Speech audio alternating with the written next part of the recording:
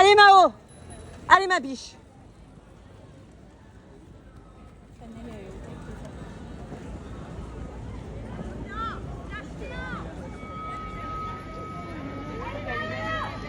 Au départ, pas mal de vélos qui sont sur le stade de Mao-Péniel. C'est le SAR 36 pour une écurie d'Alvisia, région de France, département. Voilà.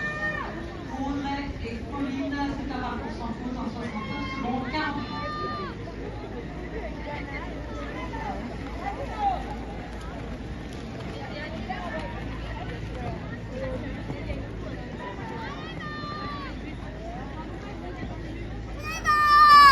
Mais si, parce que t'es là.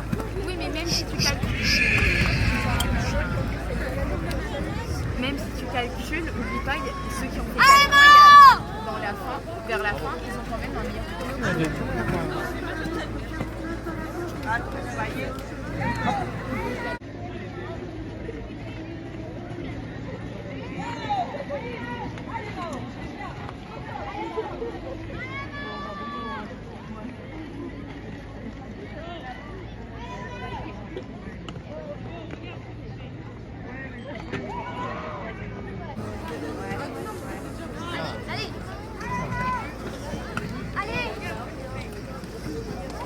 Oh merde.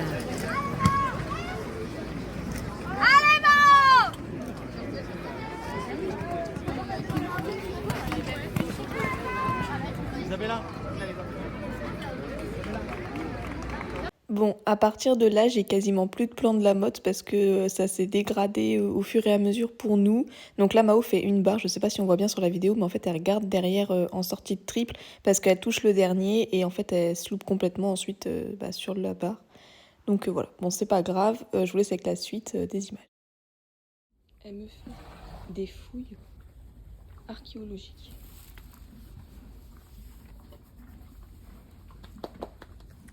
Oh là! Bon, ça fait hyper longtemps que j'ai pas parlé. On est lundi 22, je passe ce soir à 16h et à 19h. La coquitelle, elle est là. Mao, elle a eu ses 2 premières épreuves. Donc la première étape, elle fait sans faute, elle était 6e au provisoire. Et là, hier, elle fait une barre, une faute super bête. Mais du coup, ça lui coûte pas une remise des prix. Mais elle va quand même en finale ce soir, à 19h aussi à peu près. Elle est 18e pour l'instant. On croise les doigts et puis voilà, on verra bien.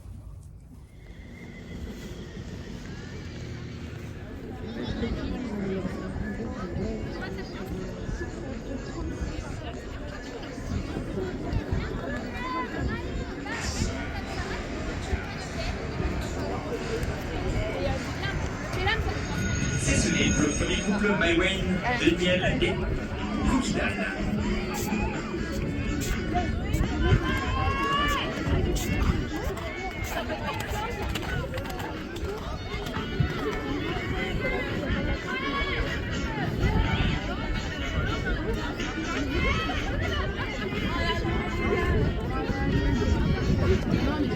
Allez ma chérie.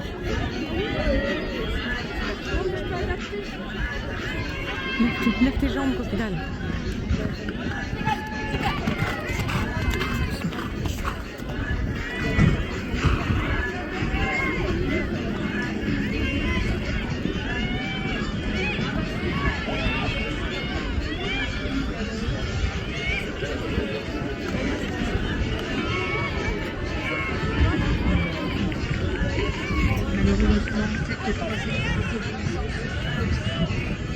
Ma chouette.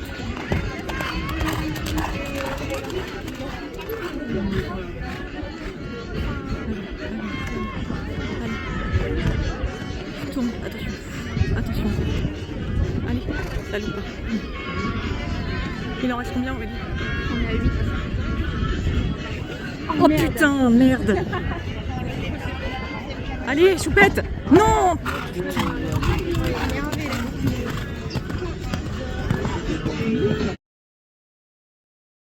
Donc le CSO se passe plutôt bien, c'était une grosse club 3 pour le coup, donc voilà, c'est plus facile pour Coquidal. On fait 2 barres en fin de parcours parce que elle file un peu au fur et à mesure du tour, mais voilà, malheureusement elle emporte 2 barres.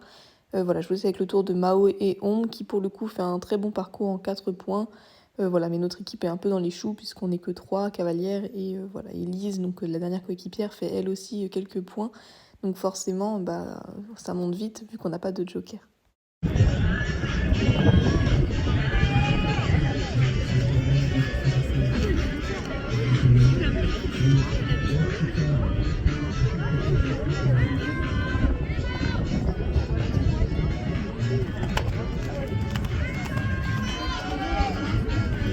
Allez ma chérie.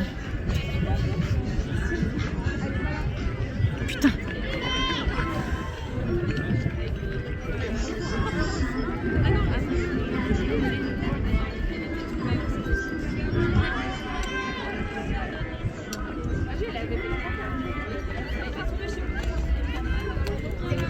Reste bien assise, reste bien assise.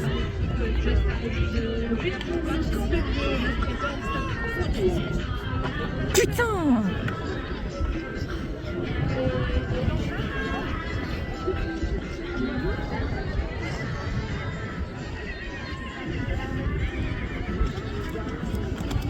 Assise.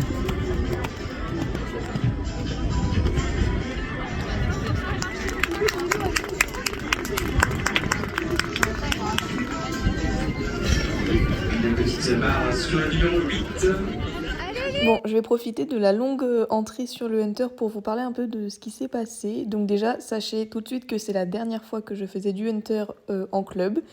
Voilà, donc ce tour, c'était clairement le meilleur tour de la saison. Et en fait, la juge était clairement contre moi, contre les purs sang, je sais pas.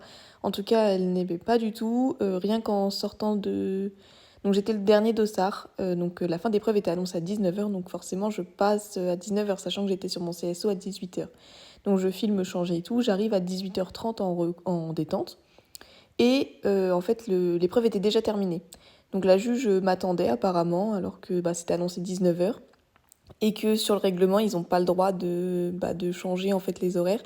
Si mon dossard est 37/37 et que je suis prévue à 19h, je passe à 19h, ça n'a pas à changer en fait, avec une demi-heure d'avance. Donc du coup j'ai détendu en 10 minutes parce que Coquidal avait quand même fait le CSO avant, donc voilà, pas besoin d'une grande détente en soi, mais voilà, donc j'ai sauté une petite barre et je suis partie sur mon tour. Donc la juge ne m'aimait clairement pas, rien que du coup en descendant après mon tour, elle s'en va directement même sans aucune explication, alors que j'aurais bien aimé avoir des explications puisque elle m'annonce 3 contrats non réalisés alors que j'ai les preuves vidéo que tous mes contrats sont réalisés. Alors voilà, certes Coquidal est encore très jeune, elle se débat, voilà, c'est pas hyper propre en soi pour un Hunter, mais j'ai tout réalisé mes contrats. Hormis un, je suis d'accord, où là je l'ai pas réalisé. Mais donc elle m'annonce 3 contrats non réalisés alors que j'en ai qu'un, preuve vidéo à l'appui. Voilà, donc après elle descend de sa boîte, elle s'en va sans une explication, rien, juste énervée. Et elle dit quand même, de toute façon, j'aime pas les chevaux qui ont des enraînements. Donc, en fait, si dans le règlement j'ai le droit d'avoir une martingale fixe, j'ai mis une martingale fixe. Si je mets une martingale fixe, c'est pour m'aider, c'est pour aider la jument. C'est sûr que c'est pas ma tasse de thé d'avoir cet enraînement-là, mais j'ai pas forcément le choix en fait par rapport au métier de la jument. Mais donc voilà, donc clairement très déçue de ce Hunter, ça a tout foutu le moral à plat, on va dire, pour la suite. Mais voilà, mais en fait maintenant, avec le recul, je retiens uniquement le positif de ce parcours, qui était pour moi clairement le meilleur de la saison. Voilà, mais les notes ne reflètent pas puisque je sors avec à peine 60%, je crois. Donc voilà, je suis dans les dernières du classement. Et de toute façon, le lendemain, j'ai rien fait pour essayer de faire mieux. Donc c'était fait. Mais voilà, mais en tout cas, je ne referai plus de Hunter à la motte. Et voilà, et félicitations à celle qui a gagné. Mais elle n'avait sûrement pas d'enraînement. Je vous laisse quand même son explication donc à la fin. Elle m'annonce donc bien 3 contrats non réalisés. Mais par contre, elle me dit quand même donc, que tous mes contrats de foulée sont réalisés et que j'ai des fautes dans les abords. Alors maintenant, je vous laisse re-regarder la vidéo du parcours. Dites-moi où est-ce qu'il y a une faute dans les abords, hormis le dernier où d'accord elle touche. Mais sinon, les abords, ils sont parfaits. Donc clairement, je suis grave en colère contre la juge. Pour ce parcours, Maïwen, un parcours où 3 imposés ne sont pas réalisés. Tous les contrats de foulée, eux, l'étaient. On a des fautes principalement dans les abords. C'est 7,5.